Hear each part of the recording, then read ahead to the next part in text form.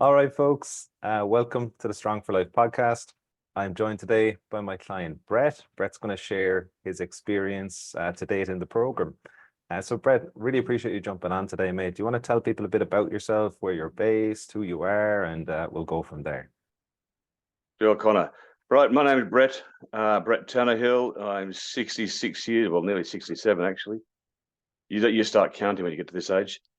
And I live in Australia, Victoria, and rural Victoria, near the high country, for anyone who knows anything about Australia.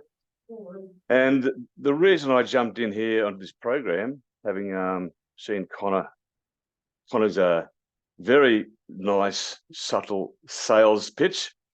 It wasn't salesy at all. I just put that in there, Connor. It wasn't salesy at all. It was inviting, because it explained the benefits of what you're seeking to achieve. You're targeting my age group, which was useful because most people don't. They just target the gym junkie.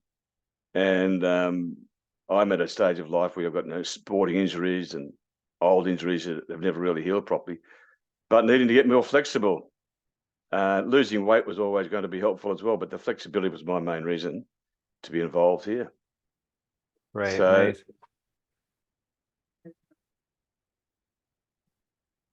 So there you go. Other than that, my children are all adults, so I don't have to worry about that anymore. I'm married and busy getting my own remote coaching business going. So sitting at a desk all day long, most of the time anyway, was another downside for what I do, but another reason to be getting flexible and establishing that routine, that part of my life as I get older. Yeah, and coming into the program, or I guess when you were looking, were there things that you were maybe skeptical about or unsure of before joining?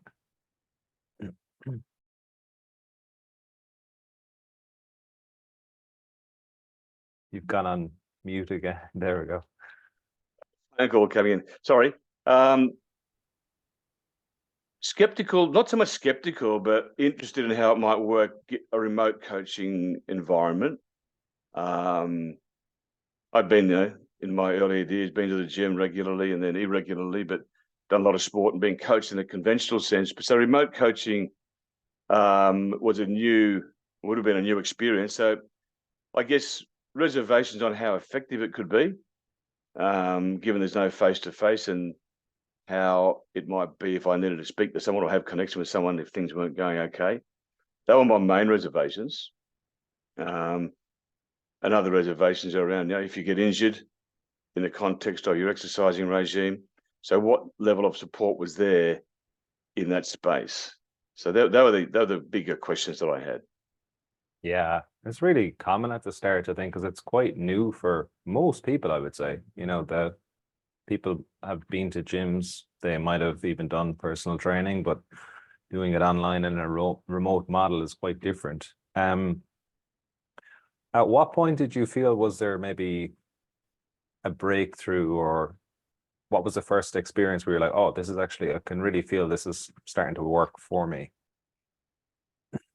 Within the first week, actually, which was probably my biggest surprise. My body type is not typically flexible. It's sort of muscly and not thin and sinewy. And so there's a lot more stretching required typically. So if you put that in place and then on a body that hasn't done any stretching meaningfully forever, you do the odd football stretching when you're running around at 20 or 30-year-olds, but in your 60s, you don't. And so it's a new habit that we have to develop. We've got to be aware of the need, of the importance of it, which I was, but I still hadn't got the habit going. So I was looking around for something, and but I thought I'd be going for probably 3 to 4 weeks before I was going to get any obvious outcomes. But yeah, within the first week, I knew what was changing things in terms of my flexibility. My lower back, particularly, actually, which surprised me even more. So yeah, how so? With the lower back? Yes, is it the T-bone exercise, which T-spine. I know is a T-spine. podcast. You can't T-spine. Sorry, T-bone. Yeah. There you go. I'm hungry. The T-spine exercise surprised me how quickly I was able to hold my arm and shoulder on the ground and really get some decent stretching, a decent twist, rather than be sort of, halfway there and think, no, this is too hard. Obviously, you have to persist. And what I found in anything like this, just do as you're told. Don't do what you think you should do. Just do what the exercise and the instructions say. That's a big thing. In a remote context, because you've got no one to feedback if you're doing it wrong. So it's on the onus is on you as the customer, as it were, to do as the instructions say, and which is what I did. Well, to my best of my ability, anyway. And I thought it was, and that was the result of it. So that was within a week, as I said. So that was very, very surprising, and very pleasing. Yeah, you made a really good point there. Like, I think people think, oh, I'm not a flexible person, or I'm always stiff and this is never going to work for me. But if you just look at it from a time investment standpoint, it's like, oh, I've never actually really done any focused flexibility work ever either. And then when, as you said, when you start doing stuff that's targeted, it is quite quick for a lot of people, that like the body starts to open up, especially when it's targeting specific areas. That stretch that you've mentioned, it's funny, that was probably the best feedback out of any stretch, is the T-spine rotation from people, because it really opens up the upper back, which gets very tight from sitting, and a lot of the kind of day-to-day positions that we spend too much time in. What would you say other than that? Any other specific results or breakthroughs, if you were to say, since coming into the program? The other major one for me, as I mentioned in the beginning of my introductory call, I have arthritic thumbs. The bases of my thumbs are arthritic by virtue of the sport from way back in the day, and which means I can't do push-ups easily. Anyway, I can at great discomfort, so I typically do push-ups on my knuckles. But the first exercise, as it turned out, was an exercise that required the palm really to be flat on the ground. And I'm going, all right, okay. Well, there's no one to swear at because it's a remote exercise. So I just did, as I said, I just did what was required of the exercise. For those interested in leading it was a forearm extension. I think that's what it's called, isn't it? And was the wrist prep? Wrist, yeah, sorry, yes, that's right. Yep. So pushing the wrist forward. It's not like with the wrist facing back, it's pushing it forward. And that really hurt my thumbs when I first did it. But I thought, okay, well, let's just test this all out. And I persisted with the discomfort, which can get very painful if I get too far. But I went as far as I could go with this, as far as I was prepared to go. But each day, the first 3 days were very sore, but the fourth day, I was all of a sudden it stopped hurting as much. It still hurt, but it was a lesser pain. It was more a throb than a pain.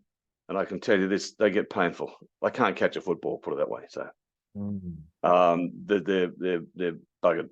So can I say that? Anyway. Yeah. So, but the good thing is the breakthrough, after a week of that, I was able to, with ease. So that taught me a few things. It taught me that maybe they weren't as bad as I thought. It wasn't a forever. It was something, if I was work at, that I could work through. Would I never get to original strength? No, but I can certainly be less uncomfortable than I thought I would have been, which can transfer into other areas of life as well. So that was a good learning there. But the real learning was just the effect that it had on my thumbs. It pushed them past the normal point of use to the point where they started getting more flexibility in themselves. I don't know how much use the flexible thumb is going to be, but it proved a point. That was the main thing. It didn't stop me. I think that's a huge point. Like, there's a few things going on there. It's like, okay, pushing through discomfort sometimes is beneficial. Obviously, sometimes pushing too much, the area gets worse, and that's a negative thing. But also, like, your body is so responsive and adaptive a lot of the times. And sometimes you can be told you've got this problem or arthritis here, and it can result then in just avoiding stuff. And then things atrophy and stiffen up and get weaker. But as you said, there was discomfort for the first few days, and then you could actually feel after day 4, day 5, things were actually starting to feel like they were actually responding in a really positive way. So I think that's just it's a really important thing to hammer home for people. Like you use it or lose it with your body, and even if you haven't done Yes. stuff for long periods of time, you can still get it back, as you're proving at 66. Mm. Um, and then the last point we were talking about, mate, was before we went live, about like actually doing, like following through and doing stuff. Do you want to touch on that as well? Yes. I guess what the other benefit, big benefit, the obvious were just more flexibility, which is what I signed up for and is what happened. But another associated benefit, which was bigger than it wasn't expected, it just happened, was it established a routine. So my original routine was 3 days a week. I asked for more because I felt I could do more, and when I get into something, I like to do it full on. But in doing that, it helped me establish a morning routine, and using my 40-minute stretching program as the basis of it, it meant that I could, it was easy to just allow an hour, and I'm a very busy person. I typically say yes too often. So there's always something going on in my life. And so it's very easy to wake up and say, I've got to get on with the show, whatever the show is at the day. Whereas having this routine in place and then adding a bit to it is easy to say, okay, well, that hour is gone to my exercising, my meditation, and music, but just doing things, just taking some more me time, which is way underestimated, the importance of it. But in doing so, it helped me set my days up. So I didn't hit it sort of under some sort of pressure already, which is a self-created thing. I hit it as a relaxed space, which helps our thinking. It helps a lot. It's got a lot of other benefits. I understand that. But this has helped anchor my day. And of course, because as you're getting results from it, you want to keep doing it. So it's a self-perpetuating positive feedback loop. And yeah, so that was the main thing. And because everything else is working, your diet improves. Everything improves off the back of getting up your day. That's my experience anyway. Yeah, definitely, made it. Like, you made such a good point there about just having that time for yourself. And there's so many things we could be doing or adding in more stuff, but just having that me time first thing in the morning, it's such a important part of like giving yourself that structure and setting things up. Any other impacts you felt like from this, the improvement in the flexibility, I guess the fact that it improved quicker than you expected, how the thumbs responded, and then also just the morning routine, like how has that all kind of impacted life as a whole? Well, typically it's a bit about the holistic approach to life, and as I said before we went on recording, that I'm quite aware of what my body's about, and I have interest in things. But having an interest and awareness doesn't change anything. You have to do things, and you have to do the actions that are going to make the changes. And so, establishing this routine and starting to get into a place of having a routine, but doing things, actions, actually rolled into other parts of my life, which might have been more given to thought than action, but it just helped me do things because there's a cause and effect relationship being developed here. And when you get older, you get tired. Your body doesn't do what you're used to it doing. You get tired quicker, which is for someone who's active, you're almost denying it. How you're staying up until 11:30, 12 o'clock, which you used to do, and bounce out of bed at 6. Well, now if you do that, you don't bounce out at 6. You roll out at 7. Still tired. So there's as an aging body, not an aging mind, but I'm still very young at heart in my mind, which is why I think I can do more than I actually can do. So this whole regime again helped, but there's more health benefits around stretching, and as I said, diet comes into it as well. But when you've got an alignment with, this is what I found, in alignment with this sort of wellness and health regime, you feel it. And I did align it with also some intermittent fasting. So I put it all together, and I just felt so much better than I had been. I thought I was doing okay prior. but you don't know how much more positive you can feel until you step into that space. Yeah. So that's the big end benefit. So life just became more vibrant, I guess, in some ways. Yeah.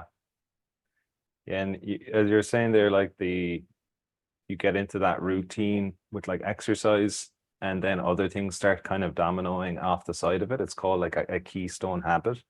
So like it's a Mm-hmm. habit that promotes other good behaviors as a result of it. So yeah, it's so good to hear, mate. I guess like who would you say would benefit from a program like this, and maybe who mightn't be a good fit to join something like this? Luckily, there's no one around here to listen to me, but the people who would benefit from this are the people who are in denial about it, who don't think it can help because they think they're too far gone. And all I would say is, I was not fit as a fiddler. I've been fit in my life, but no, I was in this space when I started with Con. I was 20 kilos overweight, which I'm no longer. I'm still overweight, but nowhere near 20 anymore. Probably now, 11 to 12. And this helps, as I said, the regime. It helps in your eating. It helps in the routines of doing things and wanting to feel better. But the people who shouldn't do it, I can't think of anyone who shouldn't do it. The only way to find out if you shouldn't do it is to do it and see what happens. There's going to be people who've got serious illnesses, but I would suggest that it's not a matter of not doing it. It's a matter of doing a program that's catered for your own needs.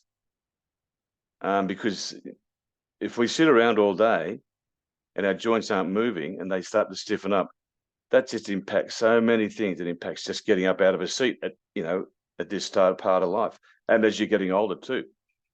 So there's a whole lot of reasons not to, but none of them are valid as far as I'm concerned.